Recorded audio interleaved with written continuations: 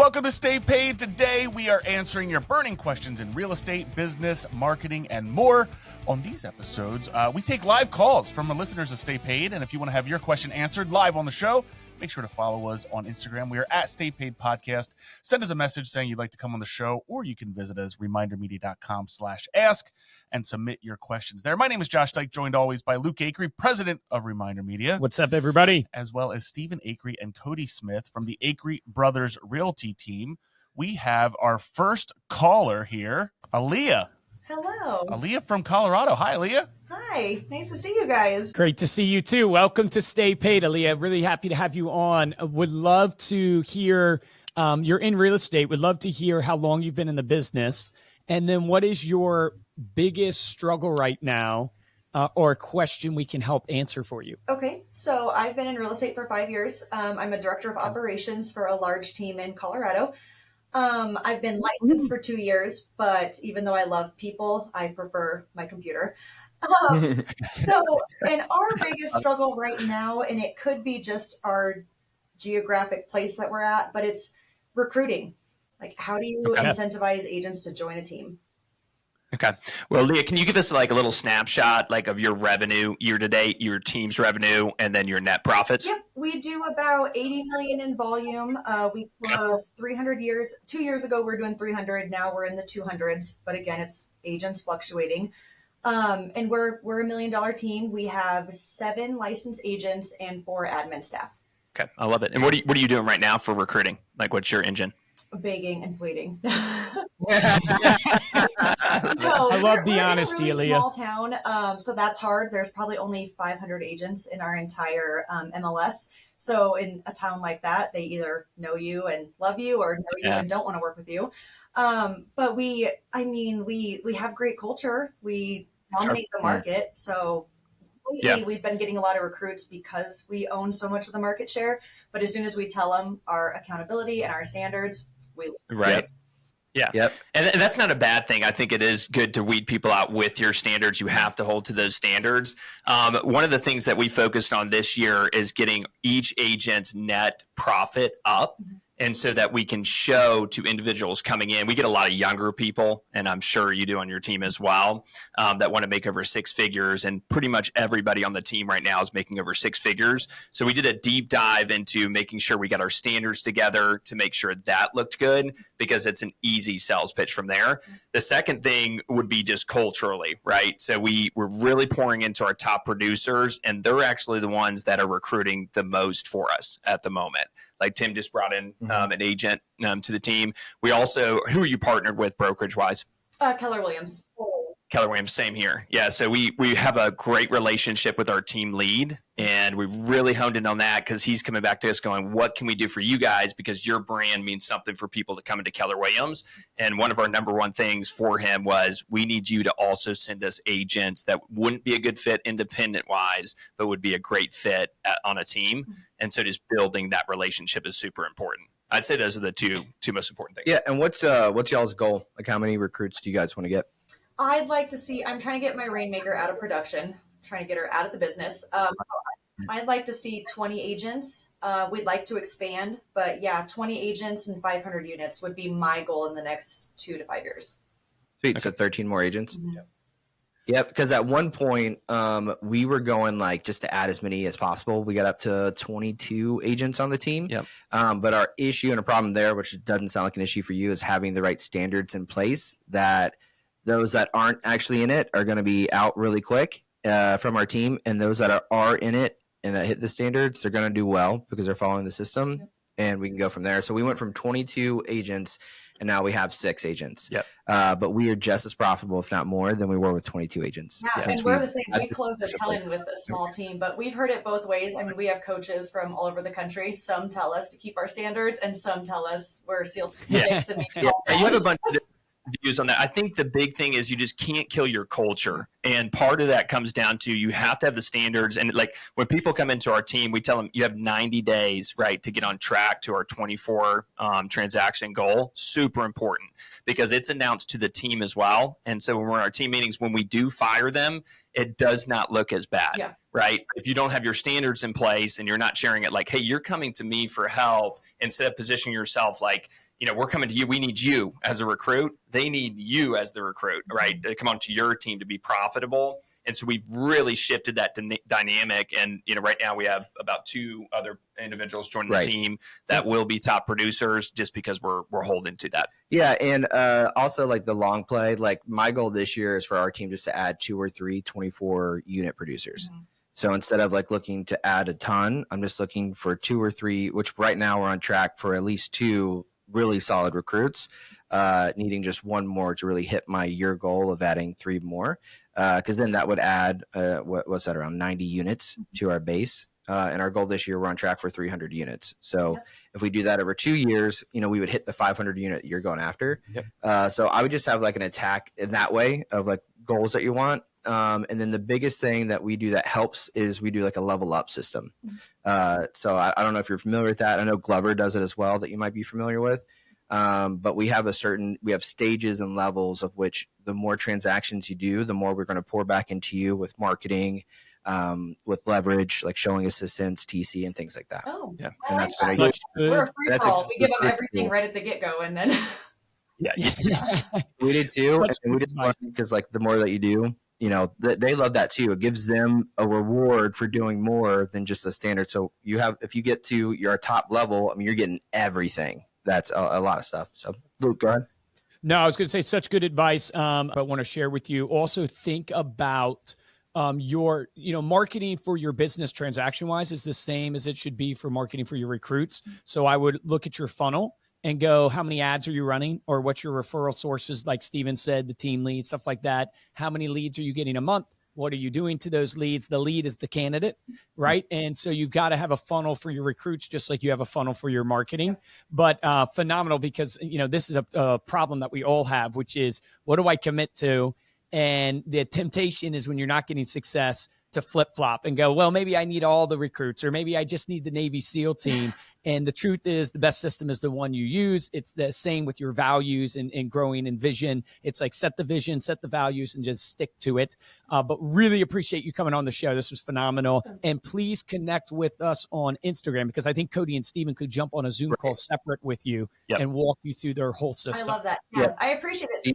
Cody_Smith. Cool. If you want to follow me, and then we connect. Thank you so much. I appreciate it. Have a good one. Awesome. Thanks, Alea. Appreciate you joining. Next up, we have Bobby. Bobby is calling from Tennessee. Bobby, welcome to Stay Paid. Bobby, welcome to Stay Paid. It is great to have you. Can you share kind of how long you've been in the business, and then what is your biggest struggle right now with growing your business, or pain point, that question we can answer for you?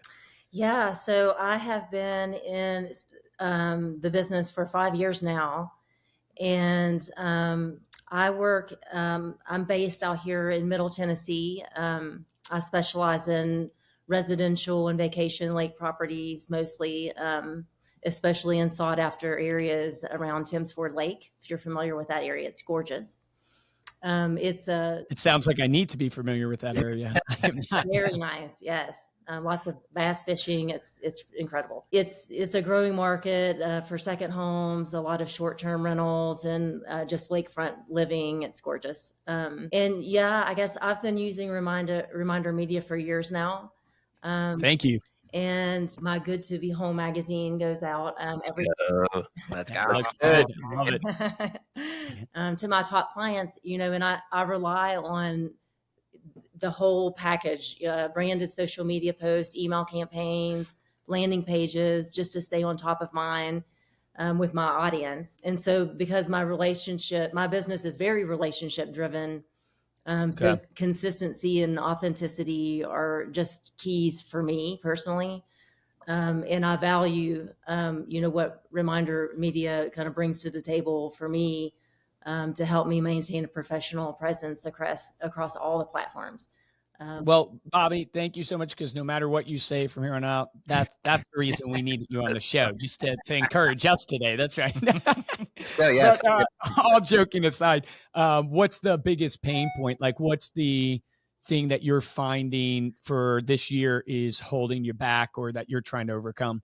Well, I guess, it's nice to have repeat customers, but, I would like to be able to lead generate, I guess, better. And it would be I guess my question would be is how can I turn all of the great tools that Reminder Media in general has, like the magazine, social media content, emails, and landing pages, all that, into more like a cohesive lead generation strategy that actually drives conversions. Yeah. Yeah. What is, just out of curiosity, Bobby, like what's your 2024 numbers look like? And then what does this year numbers look like for you? 2024 was really slow for me. But it's picking up. I have, a few listings going right now. So it is picking up, but 2024 was not a good year for me. Okay. So what's the goal this year? I would like to I'd like to double what I had last year. So What was the volume last year? last year I had only 5 closings. 5 closings? Yeah. Do you like volume wise, is that $1.5 million, or is that like what's the price range, stuff like that? What's the I probably was at about 1.2 last year. 1.2 million. Okay. Volume was okay. Awesome. And have you closed any deals this year so far? Nope, just have some listings and haven't had any closings yet. So how are you feeling right now? I am hopeful. I'm seeing more closings. I'm getting a lot of calls on the listings I have, but Okay. I see activity and it is picking up. So that's why, I would like to be able to capture, use all of the things that are offered with Reminder Media to kind of capture more, just lead generation, the people out there. Yeah. This is such a good question. Go ahead. So what's your current lead generation strategy? I know you said you base primarily on Sphere and Repeat, which is great. What's the action-based plan that you have currently that you do? Well, I've actually send, like, I've gotten also downloaded from, just the addresses that are most likely to buy. Yes. I've used some of the postcards and some of the hot ones. I feel like I send some magazines out and some of the email and things like that to them. So, yeah, I mean, I would say, you're primarily you're primarily focused. You have magazines going, you have our content going, you have emails going. So primarily focused on Sphere in your kind of actions from a marketing standpoint. But in a market like this, and I think, Stephen, you guys can attest to this too, it's like we're in an interesting market because if you look at it, majority of the nation is sitting on less than a 4% interest rate. Interest rates, depending on what time you're listening to this, is going to be around 6% or so, actually a little higher right now. So there is a lack of people moving, which is translating to your Sphere doesn't produce as much right now from just passive marketing, because they don't have this urgency to move because of where the numbers are at. What I tell people all the time is you have passive brand building marketing, and then you have proactive lead gen, like capturing. And so your passive brand building is where you really want to focus for the long term, is what you need to be investing in, because look, to be rich, you do direct response. To be wealthy, you build a brand. All the Fortune 500 companies out there, they have a brand that they've built. They're not necessarily cold calling all day long. You're coming to them now, right? Because they've built this brand. So you're doing all the right things to do that with your Sphere. But what can you do today to go get a lead? And that would be the proactive outreach. So that would be the things like, what does your calendar look like every single day in your proactive conversations around real estate? So if you had to tell us how many combos are you having a day about real estate, how many would that be, would you say? Just your best guess. Oh gosh. I'd probably say, 25 at least per day. I mean, I do open houses and I'm out there like, actually I just try to meet people and just get out there every day, in my day-to-day life. But if you're doing 25 a day, I mean, that's really, really good. That's phenomenal. So you have a problem with follow-up, is what you have a problem with, and following up with a value proposition. And so what does that look like for you? So you're saying you're holding open houses. How many open houses do you hold? And then how many leads are you getting from each open house, would you say? So, and it's funny because I do partner with another agent that does new construction, and I do a lot of open houses for them. Oh, I do capture a lot of leads from that, and it's just I have trouble getting the people to, they're interested at the time and they're willing to give me their information, Sure. and just can't get them to respond back, or Yeah. it's just when you call next. market. I've never been in such a predicament. Yeah. Yeah, that's so funny because we talked to a new agent the other day, and I'm like, you're doing everything right, Carson. You're doing everything right. It's always the small nuances in business that matter so much. So what he was alluding to, with the last question is like, what's your next follow-up look like? You definitely have to go back. We just did a webinar on this, Luke. I don't know if you can send it to her. Yep.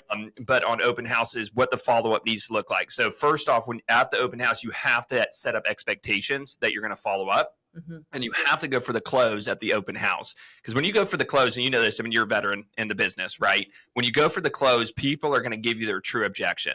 So right now you're getting all the information. People are being, happy-dory. They're like, yeah, this is a beautiful house. This is great. And I'm like, okay, well, if it's a beautiful house, are you ready to go? You know what I mean? You're ready to make an offer? Oh, no. I'm not ready to make an offer. It's like, well, tell me what you guys didn't like about the house. Because what's important to me is you guys' goals. This is not about me, right? What do you guys want? And then when they dial into, well, we have a house to sell, we're buying this as a vacation rental, but, are you looking for income producing? Are you looking to, come here once, twice a year? What are you looking for? And then once you get the data, it's, we need to meet. What does your schedule look like after this open house? Right. So I think back to Luke's point about like taking action-based steps, you're just going to have to be an animal about going for the close and going for it sooner. And you'll filter out all the bad ones. Like we talked about, it's like not every open house lead is going to be good, but I'd rather know it there at the open house than if waiting and trying to follow up and not knowing if they're real and having to give them 25 calls, a day, right, to find out they're not real. I'm going to pick out the one or two that are real and go and get them signed, get them to the office. So one point for you, try to get an appointment right after the open house. And if you can't get it, it don't matter. You set up expectations. Well, I'm going to follow up with you. Then you follow up right after the open house because it's the same thing. Speed to lead is so important, and you need to just have that speed to follow up in your business. That's so funny that you say that because I used to sell cars for a living years and years ago, Volkswagens and such. But, it was easy for me to do that then. And I guess I never really think about translating that to real estate. We were in an easy market, 2020, 2021, percent interest rates, low inventory. Anybody could be good in those markets. Right. Yeah. You just got to get back to the basics, and that's our message for people right now is get back to the basics, and it's action based. You got to get back to action. And whatever you're doing, you need to do 10x of it because you're barely scratching the surface. Right. And that's whether in your dials and amount of follow up and the amount of emails you send. And like to your point, Steve, the aggressiveness of how you go for the close. There's too much fluff out there and there's too much lack of activity. And like, where are you guys at, Cody, closed and pending to date right now with Acre Brothers? 109, I believe, right? Yep, 109. Yep. So 109. And so that's in this market. And it's a tough market. Like you guys would say, I know one of your top producers on the team I talk to every week, and he was saying that this is harder than last year. And last year was really hard. But I mean, the guy closed 13 in April and he's saying it's hard, but it is the religiousness of the follow-up. And every single day, like I would challenge that if you're having 25 conversations a day, just keep doing that and you will be successful. But if you're not having 25 productive conversations, maybe you can hone into that. But anybody who tells me they're actually having 25 conversations a day, well, you're just not doing it long enough. Just keep going the way you're going and you will win. Because I'm talking to agents all day long and there's no way the majority of agents are having 25 combos a day. And so just try to be way more direct and transparent about what you're looking for from both your sphere and the leads that you're working with, because I see this across the board in industries from a marketing and sales standpoint. Consumers no longer want fluff. Consumers no longer want to feel like you're trying to educate them or give them value with nothing in return, because consumers are educated enough to know, no, you want to be my real estate agent. No, you want to sell me this product. No, you got to be straightforward in your communication and give the education and give the value. But it used to be all you had to do is give value and people would funnel in. Consumers have been educated now. They know what you're doing when you're funneling them that way. So you're better off stating exactly what you're going after and still give. And that's what brings it to success. So i.e. Stephen's example of the open house, let's make an offer on this house if you love it. Yeah. Oh, no, I don't really love it. Okay, perfect. Then we need to definitely meet. And it's like being very direct of what you want. Bobby, this has been fantastic. You should definitely hook up with us on social because one, we appreciate you being a user of Reminder Media. We want to make sure you are successful. And then also, like, if we can help you in other ways and get a little bit more detailed or nuanced on this, we can set up calls afterwards and stuff like that. But really appreciate you coming on Stay Paid and sharing your thoughts. Thank you so much. That was really eye-opening, what you said about going in for the close, because, I've done it in the past. I just never translate to. Yeah. And we have an open house playbook too that has scripting that we use, like with specific verbiage and everything to get that follow-up. So definitely get a hold of that too. Yep. So we'll give you that. If you can connect with us, we want to hook you up with a bunch of stuff for coming on and really appreciate you. And let's go crush it in 2025. Let's make it happen. Perfect. Thank you. Thank you, guys. Thanks. See you, Bobby. Bye. Bye. Next, we have Kristina from Kansas. Kristina, thanks for joining us. Welcome to Stay Paid. Thank you. Thank you, guys. I appreciate it. Kristina, man, we're happy to have you on the show. I would love to learn, how long have you been doing your business? And then if you could share with us, like, what's the biggest pain point right now for you in growing your business that you're frustrated with or struggling with, just want some help or some thoughts on? Sure. I've been doing this business just about 17 years. I came into it through a job loss and did not plan on it, but I was led to this direction, and it's been a blessing. It really has. It's awesome. And the biggest pain point that I've had more recently, or the last few years, we all know we had COVID, of course. But before that, my oldest son was diagnosed with schizophrenia. So I was studying for my Series 7 and 66, which I did luckily pass. And then since then, my youngest son is also went on disability, started on Medicare in February, which blessing is I've been able to help them both with Medicare, which is one of the things that I do. But I've been really trying to get super efficient, trying to figure out, I don't feel like I can do everything anymore. And I've been very blessed, a lot of clients, but how to hone that in to get more specific and become more efficient in my business and get more of an ideal client. And so I've been kind of torn on which direction to go in those capacities. And I've reached out to several directions, and I'm just kind of searching. That's not the right one. Right. So your insurance, right? Yeah, insurance, life insurance, which I wholeheartedly believe in. My oldest son's father was the one that has schizophrenia. His dad was tragically killed when he was 3. My goodness. My two youngest sons, sounds like a crazy story, but it is. My two youngest sons' father, I'm separated from him, but he was an alcoholic, so we're separated. But and so yeah, so there's been a lot of dynamics that have been, but I've been just staying resilient and staying strong and through, and just a strong mama bear trying to, even though they're in their 20s, it's not like they're, they can't do anything, but still, it does definitely try to change your path. And I've been telling everybody, if it can happen to a financial advisor, it can happen to anybody. And, ways to stay strong and just maybe take I'm looking at a different way to go with my business, I guess, more of an impact.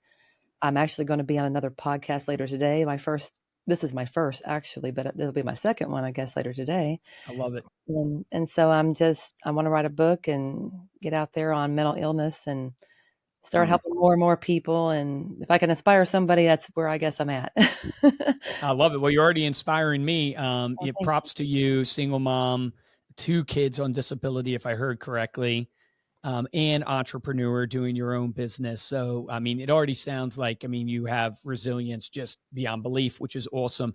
If I'm understanding your question right, you're basically asking, how do I grow and scale the business without basically burning the candle at both ends to basically time management, life, and work balance, and how do you do it in an effective way because you have all this going on? Am I understanding the question right?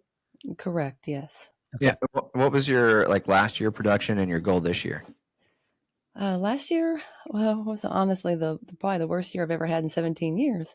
But I've made around 60 or 70,000 last year. But in previous years, it's been over 100. And so I like my goal. I work with an adversity coach. I met one last year on LinkedIn. He has a wife with 25 years of chronic depression, and he was $1 million roundtable agent. So we had met. I felt kind of guilty. I was like, why is he trying to help me? And then we got back together here recently. I've been working with a lot of people on Alignable, which is like a business networking site. And I voted for him, recommended him, and we got back together in March. So we're back working together, and so we're trying to get it more streamlined on a lot of things there. What would work-life balance mean to you? Like what would having more time mean to you right now? And what is the stress? Can you describe the stress that you're trying to move away from? Good question. I would like, my youngest he's been diagnosed with PTSD. He's had significant bleeding issues the last 7 or 8 years. No one can find out what's really going on with him. The doctors finally, they don't really say it, but they say it. And we're wanting to get to Mayo. A lot of the businesses I've reached out to on Alignable, a guy I met that used to work for John Hopkins, he mentioned John Hopkins, which is in Maryland. And then I've been listening to tons of people on natural things like, Melaleuca and stem cell, type things. And, everybody, I'm just trying to reach and grab and, go, what am I? So you really need the time to be able to care for Yes. your son, both sons, right, in your family. So the stress is you got to support them financially and yourself, but at the same time, you need the time in your business to be able to take care of them. And that requires time to go to the clinics and to research the stuff. So right. I feel for you. Tough situation. I'm not giving up. Yeah. What did your main source of leads and production come from last year? I would say a lot of my current clients, and I need to working with my adversity coach. I'm working right now just to go back and just really hone in on my A clients. And I just talked to a guy this morning about a video. It was really interesting about a video card you can do now. So I'm thinking about that. And of course, I work with Reminder Media, which does my financial magazine. So I'm currently working on getting my email list done so I can get some emails out more to my current clients, and then people that I've talked to before that wanted to be put on a list. So I'm thinking if I can get some things running more without me having to be involved as much. I still want to be involved, of course, but I want to be working more on it than in it sometimes. Yep. And so that's kind of where I'm at. I need to get things to where I can move to more higher scale instead of just feeling like if I don't get up the next day to do, which I always do, I cannot shut off. I sleep probably 3 or 4 hours a day. Because you're a great entrepreneur, and that's why. Yeah. So, yeah. And then how do you keep track of your schedule? Do you time block, or, how do you get focused in on what you need to do? I've gotten a lot better about that. I was really good in the past, and then things kept popping me around a few times. Got a few bruises anyway, but yeah. But I have just been OCD about, on my phone, I have my schedule. I schedule everything in, no matter what it is. Yep. And then work with my adversity coach. I'm going back to an actual tracker, which is more for myself than, thinking it's not somebody micromanaging me, but it's me getting back to, okay, if I'm not tracking it and focusing on it, then it's going to be super easy to get distracted just because of my world. So I'm just a very driven person, and I feel like it's gotten off path and I need to get back on path. And those are some of the things I've been doing to try to get back there.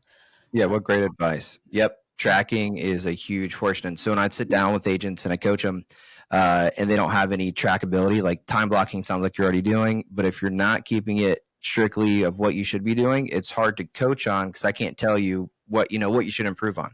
So yeah, that was great advice to start tracking, time blocking, so you know what you need to move around to make it work. Because if you don't know those numbers, then it's hard to, hey, this is exactly what you should do. So yeah, time blocking and tracking would be like number one on my list, Luke. I'll share with you, Kristina, that, I can only answer the questions the way I would, think about my own life and Reminder Media and my family and stuff like that. And hearing your situation, where my gut goes to, from a business aspect, there's only really two ways you get leverage in business. It's through people and through systems. And so we can talk about people and systems, but I would also first want to start with the more personal aspect, because personal ultimately drives the business. And I think you need people in your life. You need community. I don't know if you're involved in a local church or if you are a person of faith or not a person of faith. But, usually when I am coaching people and I'm trying to help them in their life and in their business, I always want to point people first to their purpose and first to their why. Because sometimes in a situation like yours, we can get confused and think, I got to grow my business to these revenue numbers, but revenue means nothing. It's really happiness and quality of life, which comes from your relationships and stuff like that. So what I don't want to do is you have this great business, but you have this situation going on with your family and the situation that you have to provide for them. I would encourage you first and foremost to go, okay, do you have a community that's local to you, family, a church that can rally around you and invest there so they can help and you can share your needs with them?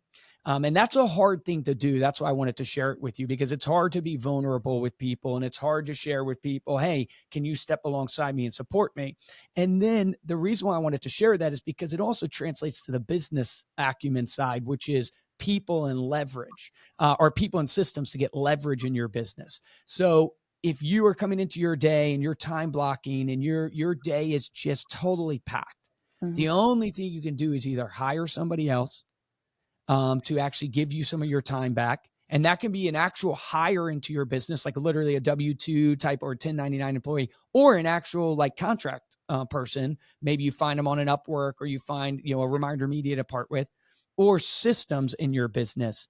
But to me, it sounds like, from the income that you're making, you can't really afford to hire somebody. And so it really feels to me like you've got to go to your community and you've got to build a community around you that can help chip in to help you, whether it's take your son to the clinic with you or stuff like that. So then you can be all in on your business to get the income up so you can end up hiring this employee to help you get there. So I would first look at, personally, just for you, I would be coaching you on, hey, how do I get you involved in a community in your local area? Maybe you have one, maybe you don't, I don't know, but I would get you involved there first. And then that, I think, could translate into your work. Thank you. I appreciate that. Yes, I went to, we started trying to check out a few churches, and we have one locally here that we went to a couple times, and we're in a small town, kind of community, and I've got a lot of great clients. You don't want to tell every client your story, of course. But the Lineable has been a really great network too. It's just a lot of business people, and so many people have told me so many times, they're like, oh my gosh, Kristina, you're so resilient. You've uplifted me. You've made me feel good. I'm like, I didn't know I was doing that. And you'll be surprised, Kristina, as you share your story and you share your needs, how much people want to rally around and help you. Because it's better to give than receive. And when you're not vulnerable and you don't share your needs, this is for me, I'm not preaching at you, I'm preaching to myself. When you don't share what your needs are, you don't give people the opportunity to give, but it's better to give than receive. And so I would just encourage you of like, hey, sounds like you're doing a lot of the right things business-wise. And I think you're on the right path of going to some churches and getting involved with the community, whether it's the alignable business community or the church community that can help rally around you and share your needs. And just know from a business acumen side, double down on what Cody told you, the time blocking, the systems of trackability, because that's going to give you more freedom, because it's going to show you where your time is being wasted or where your money's being wasted. But ultimately, hey, we can't go through this life alone. You need other people in your life right now. And you've done a fantastic job. I'm super proud of you up to this point. It's pretty incredible just hearing your story. We want to help you. If you can friend us on social, just friend me at Luke Acree. Let's connect. I'd love to give you a free year of our digital marketing to help you out, to see if we can grow and help you grow your business that way. But love your story. Proud of you. Keep taking care of your family like that. And I appreciate you sharing that and coming on Stay Paid. Oh, thanks you so Kristina. much. And thank you for doing that. I didn't expect that, but I appreciate it so much. You're welcome. Right. Really Good luck do. on your next podcast. Okay. Yeah. Thank All right. you. We're going to see be ya. in touch. Thank you. See ya. All right, bye. Speaking of support, we need your support. Yeah. Great segue there, Josh. Head on over to youtube.com/reminder media. Give this episode a like, leave a comment. Let us know what your question is. So comment on the video with your question. Follow us on social media at Stay Paid Podcast. Shoot us your question, or you can go to remindermedia.com/ask to get your question submitted there as well. And we will bring you live here on the show, hopefully. If you enjoy this episode, the best thing we do is ask you to help just share this episode with somebody that you know. You can get all of the show notes. We're going to include those links and resources in the description of this episode, wherever you're listening to it. You can also get those all in one place over at staypaidpodcast.com. For this episode of Stay Paid, I'm Joshua Stike. Guys, I'm Luke Acree. Get your questions in. We want to help you with them. And remember, all the advice we gave today, I would tell you it's pointless if you don't take action on something that you learned. So remember, the difference between top producers and mediocre producers in every business is top producers take action. Take action on that today.